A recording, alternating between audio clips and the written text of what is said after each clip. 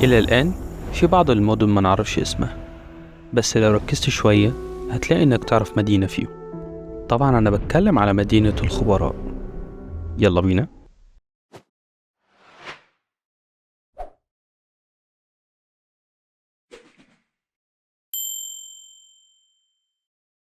في السنة اللي احنا فيها اللي هي سنة 2022 سعر الشموع المعطرة غلي، بس ممكن أديك سبب أكتر يخليك في غنى عنه. خلينا متفقين إن الشموع ليها استخدامات كتير، ممكن تستخدمها كديكور، مصدر للضوء والأجواء الشعرية وكده يعني. ده غير إنها بتساعد على الاسترخاء. الشمع جميل وكل حاجة، بس مكوناته ممكن يكون في منها قلق. من ضمن مكونات الشمع هتلاقي شمع البرافين وفتائل الرصاص والعطور الصناعية. بالظبط، شمع البرافين ناتج من نواتج البترول. النفايات بتاعتها بيتم تبييضها كيماويا، وبعد كده بيؤدي لظهور البنزين والتولين عالي السمية. فنتيجة لده لما أجي أحرق شمع البرافين بيفرز مادة مسرطنة، وده تم اكتشافه عن طريق وكالة حماية البيئة في سنة 2001. وأضافوا أن حرق الشموع بشكل مستمر بيزيد من المخاطر الصحية.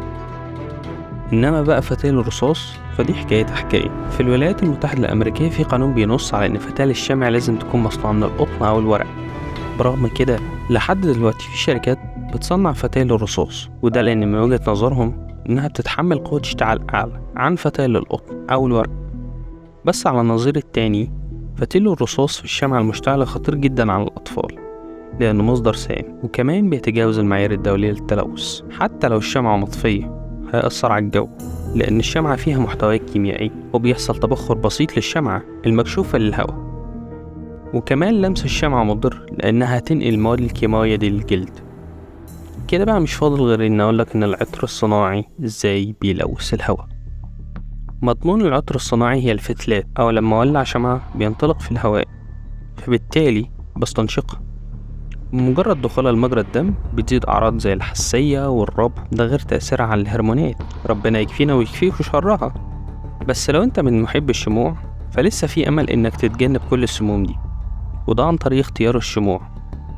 زي مثلا تكون ملهاش ريحة، فتلقائيا هتمنع الفتلات الناتجة عن العطر الصناعي. وطبعا هتستبدل شمع البرافين بشمع طبيعي زي شمع العسل أو فول الصويا. أما الفتيل فلازم يكون قطن 100%.